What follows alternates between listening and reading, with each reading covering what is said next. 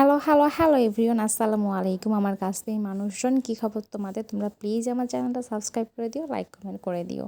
কাস্টল জাতীয় বা জবা জাতীয় যে গাছগুলো আছে, যেগুলো আসলে লো মেনটেনেন্স গাছ, এই গাছগুলোর থেকে বেশি ফুল পাওয়ার এবং গাছটাকে হেলদি রাখার একটা সবথেকে গুরুত্বপূর্ণ বিষয় হচ্ছে প্রুনিং করে দিতে হবে।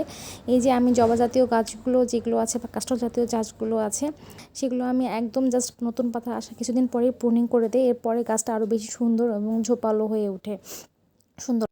এই অ্যারোমেটিক জুঁই গাছটা খুবই একটা এক্সক্লুসিভ ধরনের গাছ। গাছটার প্রাইস বাজারে অনেক বেশি নাই এবং গাছটা আসলে সব জায়গায় পাওয়াও যায় না। তবে এই গাছটা একবার লাগালে মোটামুটি থাকে এবং সারভাইভ করে যায়। এবং এই গাছটার একটা বিশেষত্ব হচ্ছে ফুল ফোটার পরে পুরো গাছটাই মরে যায় এবং গোড়া থেকে আবার গাছটা হয়। সো এই গাছটায় যেহেতু একটু লতানো টাইপের, এটা অন্যান্য গাছকেও অ্যাটাক করে। এটাকে ভালো মতো খুঁটি দিয়ে চারোপাশে ঝোপালো করে দিতে হয় এবং যে গাছগুলো ফুল ফোটে এগুলো কেটে দিতে হয়। আই গেস অনেক দিন পরে একটা রান্নার রেসিপি নিয়ে আসছি, ইজি বিজি রেসিপি। এই তো আমি আজকে কোনাফা বা নবাবী সেমাই বানাবো। সেই সেমাই বানানোর প্রসেসটাই তোমরা ভিডিওতে খুব শর্টকাটে দেখবা, যে কীভাবে আমি শর্টকাটে রান্না করে নিয়েছি। এই যে সেমাইটা ম্যাশ করার পর হালকা তেলে ফ্রাই করে নিয়েছি। মূলত ওই সেমাইটা বানাতে কাস্টার্ড পাউডার, কনডেন্স মিল্ক, তারপর কর্নফ্লাওয়ার, গুঁড়ো দুধ, এগুলো লাগবে। এই মিশ্রণটা লাগবে। এটা গরম দুধে ঢেলে দেওয়ার পরে আস্তে আস্তে দুধটা জাল দেওয়ার ফলে দুধটা অনেক ঘন হয়ে যাবে। তারপরে এই যে সেমাইটা ভালো করে চেপে চেপে একটা বক্সে করে দিতে হবে। তারপরে এটা ঢেলে 2-3টা লেয়ার দিতে হবে। তারপরে আই গেস 2-3 ঘন্টার জন্য ফ্রিজ করতে হবে। আজকে আমি ট্রেসমি শ্যাম্পুটা নিয়ে কিছু বলবো। সেটা হচ্ছে, এই শ্যাম্পুটা আমি রিসেন্টলি 1370 টাকা দিয়ে কিনেছি। তো এই শ্যাম্পুটা আমি ইউজ করতেছি। আমার কাছে শ্যাম্পুটা ভালোই লেগেছে। অনেক সময় অনেক নেগেটিভ রিভিউ দেখেছি, বাট এটা আমার ইউজ করে মনে হচ্ছে যে খুশকিটাও কমে গেছে আর কিছুটা চুলটা সিল্কিও হয়ে গেছে। তবে এটার সাথে যে কন্ডিশনারটা আছে সেটাও ইউজ করতেছি।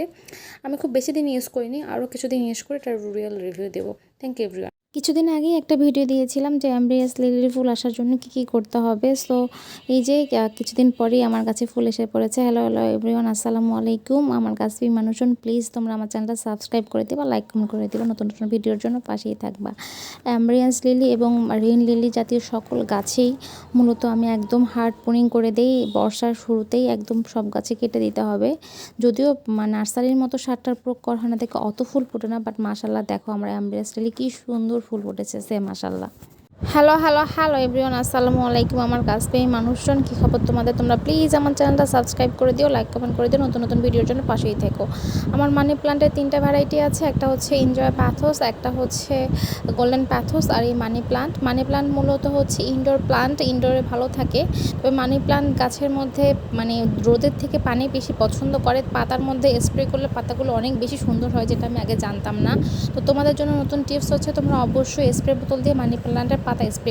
পর্তুলিকা, টাইম ফ্লাওয়ার অথবা ঘাসফুল যাই বলি না কেন দেশি ভাষায়, আমার অনেক বেশি পছন্দর ছিল। একসময় দেশি হলুদ, লাল, তারপর কমলা কালারগুলো আমার কাছে খুব অ্যাভেলেবেল ছিল। অনেক ফুল ফুটতো, অনেক ভালো লাগতো দেখতে। বাট কয়েক বছর থেকে আমি পর্তুলিকা বাঁচাতেই পারতেছি না। হাইব্রিডগুলো তো কিনে আনে রাখা হয়েছিল, সেগুলোও বাঁচাতে পারিনি, দেশিগুলোও বাঁচাতে পারতেছি না। বাট গত বছর এই সাদাটা লাগিয়েছিলাম, এই বছর ফুল দিচ্ছে।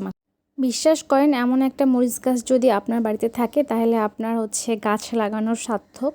কারণ সব সময় আমাদের বাজার হাতের কাছে থাকে না, অনেক সময় মরিচ শেষ হয়ে যায়। শুধু মরিচের জন্য বাজার যাওয়াও সম্ভব হয় না।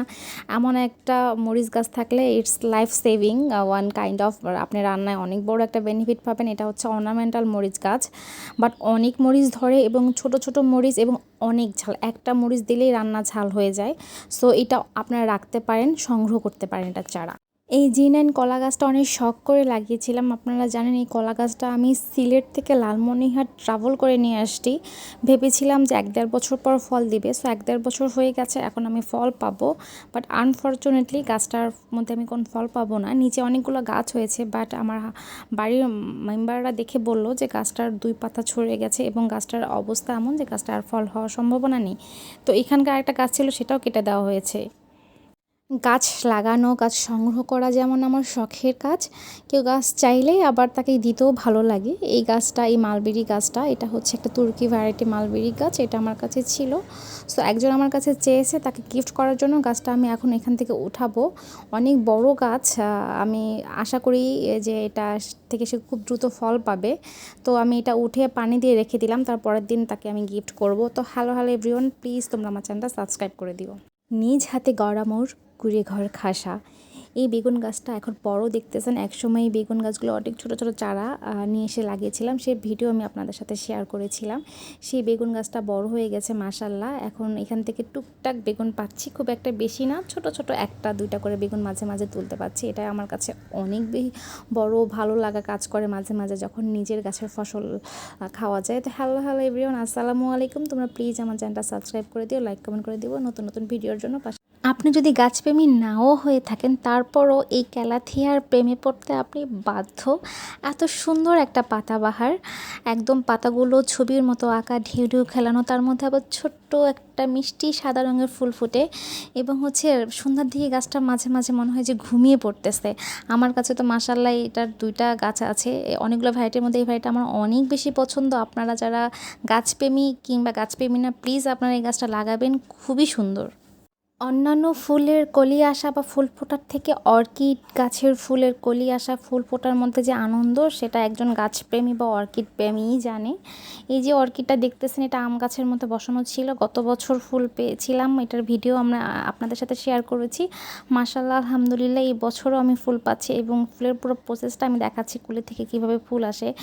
This is not easy. অনেক দিন ধরে ভিডিওগুলো আপনাদের দেখানোর জন্য সংগ্রহ করে রাখি। তো প্লিজ আপনারা আমার চ্যানেলটা লাইক কমেন্ট এবং সাবস্ক্রাইব করে দেবেন, নতুন নতুন ভিডিওর জন্য পাশেই থাকবেন।